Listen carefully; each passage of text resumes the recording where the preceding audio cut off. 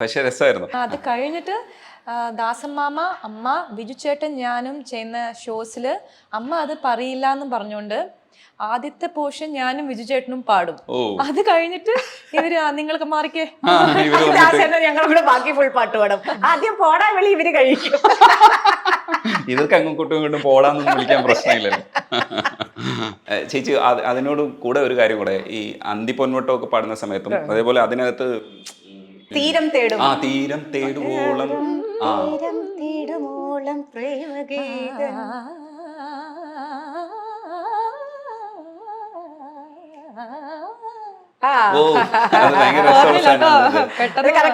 അത് ഓക്കെയാണ്. അത് ശിവചേട്ടന്റെ ഔസേപ്പച്ചൻ സാറിന്റെ നല്ല രസമുള്ള കുറെ സാധനം, അതേപോലത്തെ കുറെ സംഭവങ്ങൾ ചേച്ചി കിട്ടിയിട്ടുണ്ട്. ഔസേപ്പച്ചൻ സാറിന്റെ തന്നെ നല്ല മുത്തശ്ശിയം, അതിനകത്ത് വേറൊരു പാട്ടുണ്ട്, കണ്ട ചിരിക്കാത്ത കാക്കക്കറുമ്പിയെ കണ്ടാലറിയാമോ കാട്ടുപൂവേ കണ്ടോന്നറിയാം. അതിനകത്ത് ഭയങ്കര അതൊക്കെ മറന്നിരിക്കുന്നു ആ പാട്ടൊക്കെ.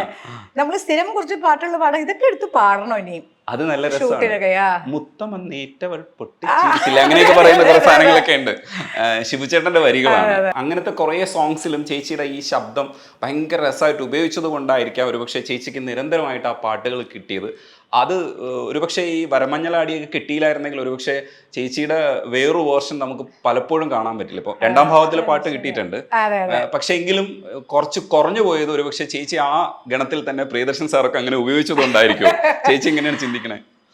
അറിയില്ല, എനിക്ക് തോന്നുന്നു എൻ്റെ ഓരോ വോയിസ് കൾച്ചറിന് അനുസരിച്ച പാട്ടില്ല. എൻ്റെ വോയിസ് കുറച്ചൊരു ബബ്ലി ടെക്സ്ചറാണ്. കുറച്ചുകൂടി സീരിയസ് സോങ്സിനെ കാട്ടും എനിക്ക് തോന്നണ സ്ക്രീനിൽ വരണ അങ്ങനത്തെ ക്യാരക്ടേഴ്സിനാണ് ചേരണേ. ഇപ്പൊ ഭക്തിഗാനങ്ങൾ തന്നെ നമ്മൾ കുറെ റെക്കോർഡഡ് ഭക്തിഗാനങ്ങൾ കുറെ ഉണ്ട്. അപ്പൊ ജയൻ മാസ്റ്റർ ഒക്കെ പറയും നല്ല സെമി ക്ലാസിക്കൽ സോങ്സ് എൻ്റെ ഭക്തികൾ ഞാൻ കുറെ പാടിയിട്ടുണ്ട്. അപ്പൊ ജയൻ മാസ്റ്റർ പറയും എന്ത് രസമാണ് നീ കർണാട്ടിക് പാടണേന്നൊക്കെ മാസ്റ്റർ ഇരുത്തി പാടിക്കും. അപ്പോൾ പക്ഷെ സിനിമയിൽ നമുക്ക് അങ്ങനത്തെ പാട്ടുകളൊന്നും കിട്ടിയിട്ടില്ല. അപ്പം സിനിമയിൽ ഇറ്റ് ഇസ് മോർ ഓഫ് ആ സ്ക്രീനിൽ വരുന്ന ക്യാരക്ടറിന്റെ വായിന്ന് വരികയല്ലേ, ആ ആർട്ടിസ്റ്റിന്റെ വായിന്ന്. അപ്പൊ എനിക്ക് തോന്നുന്നു ആ ഒരു മെച്യൂരിറ്റി കുറവ് എന്തെങ്കിലും ഉണ്ടാവും ആ ഒരു വോയിസ്. എൻ്റെ വോയിസ് കൂടുതലും ഒരു ലവ് സോങ്സ് അല്ലെങ്കിൽ ഒരു കുറുമ്പ് സോങ്സ് അങ്ങനെയാണ് കൂടുതൽ യൂസ് ചെയ്തേക്കണേ. ഇപ്പൊ മറന്നിട്ടും എന്തിനോ അത് ഈ പറഞ്ഞ പോലെ കുറച്ചൊരു സീരിയസ് സോങ് ആണ്, പക്ഷെ അതിലും ലവ് ആണ് കൂടുതൽ അല്ലേ. പിന്നെ തമിഴിൽ അങ്ങനെ പറ്റിയിട്ട് എനിക്കൊരു പാട്ട് തോഴ തോഴ എന്ന് പറയുന്നത്, തോഴ തോഴ, അത് actually it is about friendship. ഞാൻ പാടുമ്പോൾ ലവ് വരിക, അപ്പൊ അവസാനം ഒരു മാഡം ലവ് വരക്കൂടാതെ ഇത് ഫ്രണ്ട്ഷിപ്പാണ്, ഇത് ലവ് പാടില്ല എന്ന് പറഞ്ഞ ഫ്രണ്ട്ഷിപ്പാണ്.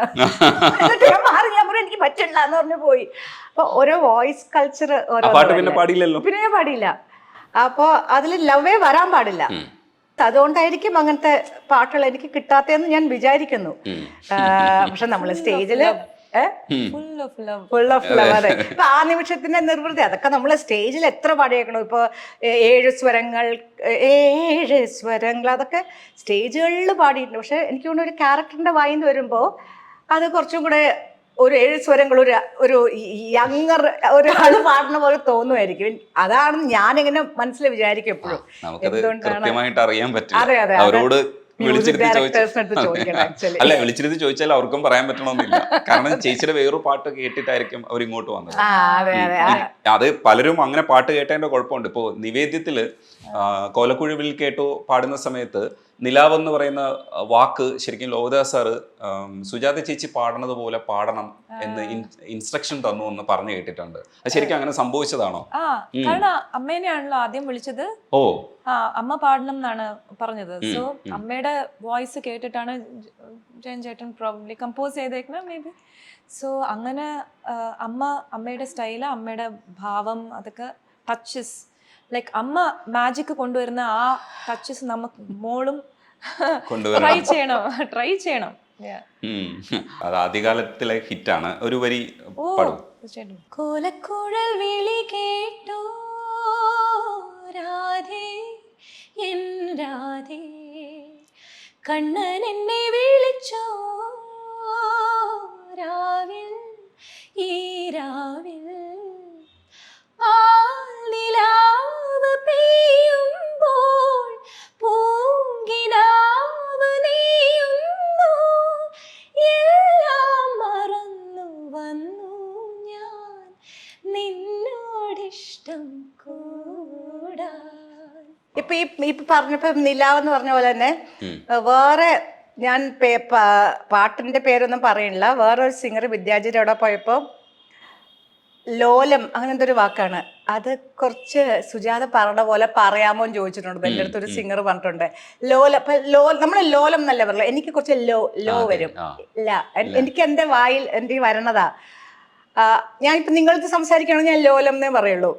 അപ്പോ അതുപോലെ അതെന്താ ചേച്ചി ഞങ്ങള് ലോലം എന്ന് പറയുമ്പോ അതുപോലെ ചെയ്യാൻ പറ്റും. അവർക്ക് ആ ലോലം ഇഷ്ടമാണെങ്കിൽ അല്ല എനിക്കും. അപ്പൊ വേറെ സിംഗേഴ്സിനാണെങ്കിൽ എത്രത്തോളം എൻ്റെ അടുത്തുനിന്ന് അവർ എക്സ്പെക്ട് ചെയ്യാം.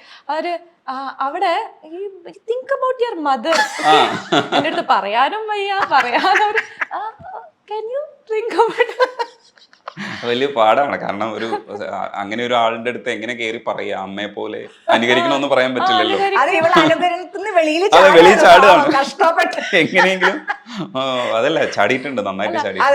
പല ഇതിനകത്തും ഒരു ടെക്നിക്കും കൂടെയാണ്. എന്ന് വെച്ചാൽ ഒരു ടിപ്പ്, ലൈക്ക് എനിക്കൊരു it's also technique. Like in case ഒരു ഡൗട്ട് ഉണ്ടെങ്കിൽ അത് എങ്ങനെ പാടണം, ഒരു എക്സ്ട്രാ മാജിക് കൊടുക്കണമെങ്കിൽ അത് അമ്മ എങ്ങനെ പാടി കാണും എന്ന് ആലോചിച്ചാൽ അത് നാച്ചുറൽ ആയിട്ട് വരും ഒരു സാധനം. ഈ ഔസേപ്പച്ചൻ സാറ് ഈ അമ്മയെ ഉപയോഗിച്ചത് പലതരത്തിലുള്ള പാട്ടുകൾക്ക് ഉപയോഗിച്ചിട്ടുണ്ട്. അതിൽ എനിക്ക് തോന്നുന്നു വ്യത്യസ്തമായത് ഒരു പൂവിനെ നിശാശലഭമാണ്. സൂപ്പർ പാട്ടാണ്, അസാധ്യ പാട്ടാണ്.